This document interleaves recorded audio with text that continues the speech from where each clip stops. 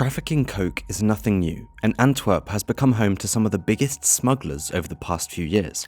Being involved in this world comes with a necessary risk. One mistake can cost you your life, regardless of the size of the shipment, and it certainly doesn't matter if it is directly your fault or not. Well, the man in this video was responsible for a shipment of 320 kilos of coke, worth more than 10 million euros, and it went horribly wrong. It didn't take long before the repercussions came knocking on his door. One evening, he was supposed to have dinner with his wife, but never showed up. Needless to say, everyone immediately assumed the worst.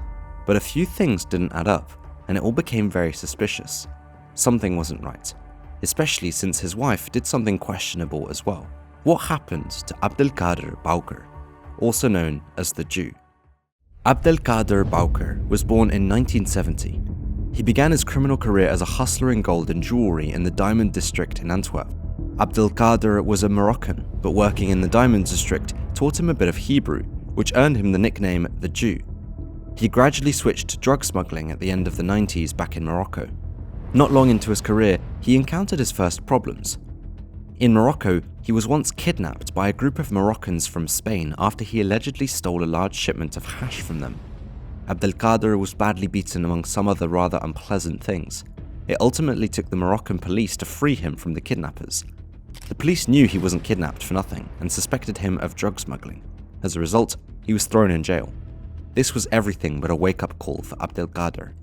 Just a few years after the incident, Abdelkader had managed to become an associate of one of Israel's most feared crime bosses called Itzik Abergel. It is unknown where the two met, but the two would go on to do big business together. Eventually, Abdelkader even became Itzik's right-hand man. At the start of the 2000s, Itzik and his organization specialized in the distribution of ecstasy pills. The pills were fabricated in the Netherlands and shipped from Belgium to locations all over the world, particularly to Japan and the United States. In 2003, a large part of the organization was dismantled, and Abdelkader as well as Itzik were arrested. After serving a brief sentence, he decided to start out on his own, and this time, it wasn't in the ecstasy business. He went into the more lucrative but also way more dangerous coke business. Over the years, this made him a very wealthy man. And instead of flaunting his wealth, Abdelkader still lived in a modest house with his family in Schele. Everything to stay under the radar. Meanwhile, he was allegedly one of Antwerp's largest property owners. From apartments to a ballroom for weddings, he had it all. And that was just in Antwerp. He also had plenty of properties in Morocco and Turkey. Ever since he started independently in the coke business, everything was running smoothly. The millions were coming in. He managed to stay under the radar, and life couldn't really be any better. But then, it went wrong. Really wrong. In June 2015, Abdelkader was working on a large incoming shipment of 320 kilos of coke for a well-known criminal from Amsterdam called Houssine Ait S. For some of you, this name might ring a bell. Houssine Ait S was one of the key players in the Mokro feud that started back in 2012. I have reported on this extensively, so be sure to check out those videos on my channel. Houssine Ait S had ordered the shipment, and Abdelkader took on the job to handle the rest. This meant that Abdelkader would be in charge of getting out the shipment of the port of Antwerp and distributing it further along the line. Abdelkader wasn't aware that the shipment had been tipped off, and unbeknownst to him, the shipment was closely watched by the police as it was about to arrive in the port of Antwerp. On the 19th of June 2015, the shipment finally arrived, and the 320 kilos of coke was swiftly taken out of the container by Abdelkader's men. Without them having a clue, police were watching them. The police decided to let it all play out to see where the coke would end up. It led them to the parking of the City Inn Hotel in Borgerhout. They observed Abdelkader and two of his close associates, named Mohammed and Brahim, receive the coke and put it in the trunk of their cars.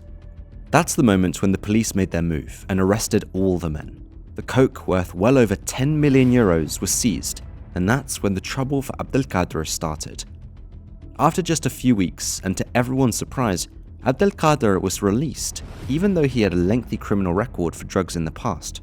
Such a thing is only possible if he has been an informant of the police, people in the underworld said. His two accomplices did spend months in jail. Right after his release, Abdelkader immediately got back to business, though his problems weren't over yet. Houssine Ait S wanted his money back for the failed 320 kilo shipment. "You took delivery of the shipment as a buyer, so you have to pay," Houssine would have said. However, Abdelkader firmly disagreed, saying, "The transport was already on the radar of the police, and that was your responsibility, not mine, so it's not my fault." Both are understandable arguments. My question to you is, which argument do you agree with? That of Abdelkader or Houssine? Let me know in the comments. I'd like to know what you think is more fair. Over the course of several months, Abdelkader tried to ignore the issue and go on about his business, but Houssine didn't plan to let it go, and his patience ran out. This led to Houssine taking a drastic measure. He decided to kidnap Abdelkader. To do so, he hired 4 notorious gangsters from Paris. Those 4 men went on to observe every move Abdelkader made. They followed him 24/7 by putting a tracker under his car. They continuously observed his home, the home of his mother, which he frequently visited, and more. However, at some point, they may have gotten too close, as Abdelkader started to sense danger. He changed his entire routine, frequently changed cars, and moved with more caution. Unfortunately for him, it did not work. In mid-July 2016, the world of Antwerp was in an uproar. No one had heard or seen anything from Abdelkader for over 5 days. Not his wife? His associates? No one. Well, that's because the 4 Parisian gangsters had successfully kidnapped Abdelkader on the 7th of July 2016. He was supposed to have dinner with his wife in the city centre of Antwerp, but never turned up. The kidnappers immediately had locked him in an apartment in Brussels. As evidence that they had him, the kidnappers dropped Abdelkader's passport in the mailbox of his closest associate, Mohammed. As further evidence, they also sent a recorded message to Abdelkader's wife, in which you could hear him say, "I am alive. This is not a game. Follow their instructions." Shortly after, another voice recording is sent by someone with a French accent saying, "Don't go to the police or we will eliminate him." That makes it all the more interesting that on the 12th of July, a phone rang at a police station in Antwerp. Abdelkader Bouker, also known as the Jew, has been kidnapped. The investigation ended up in the hands of detectives from the Homicide Brigade, and they immediately realized, when they started their case, this is some serious business. Whoever has Abdelkader is not one to joke with. Meanwhile, Abdelkader's associates were told that they needed to pay. The kidnappers wanted to see 5 million euros in cash in fast. Associate Mohammed negotiated with the kidnappers and managed to bring it down to 3 million euros. Together with Abdelkader's wife, he managed to gather just 1.6 million euros in cash.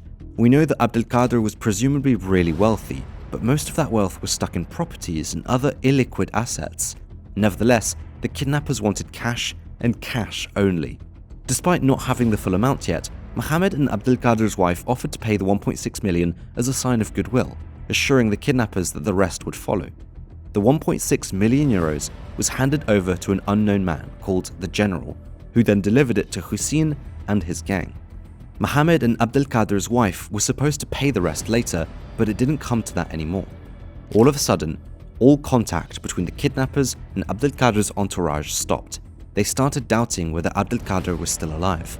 The main reason for that doubt was that the kidnappers refused to do a simultaneous trade of the remaining money and Abdelkader. They had started to believe that Abdelkader was not alive anymore. Rumors started swirling: eliminated in Ibiza, dissolved in acid in Amsterdam, buried in the Sahara. The wildest things were speculated. Although some did not believe any of those stories, saying, "He has fooled a lot of people.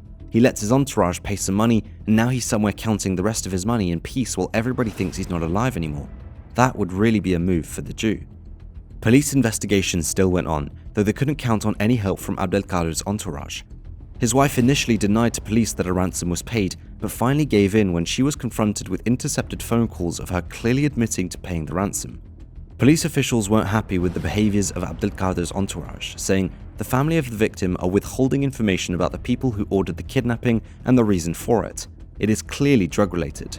Either way, it made little difference. The 1.6 million euros were lost, and Abdelkader Bouker was never heard of again. Still to this very day, the case remains unsolved on what has exactly happened to Abdelkader. Was this all a trick? Is he alive somewhere sunny, counting his money in peace? Or was he really not alive anymore? Some say they've seen videos, though no one has ever been able to confirm whether it is truly him. To make it even more intriguing, to say the least, is that Abdelkader's wife never asked the police for updates, nor started the procedure of having her husband declared dead. Meanwhile, according to an unknown source, right-hand man Mohammed allegedly lived the good life and resided in several places in the world where drug smugglers like to situate themselves, such as Dubai. Ultimately, Mohammed was arrested in 2021, but did not rep a word about Abdelkader. So what do you think? Well, this was not the only kidnapping that involved Houssine Ait S, the suspected masterminds behind this plan. 6 months after Abdelkader, Hous and the kidnappers had a new target on their radar: the brother of another well-known Belgian drug kingpin. This will get so mind-blowing that it deserves its own video. All I can say is, be sure to stay tuned.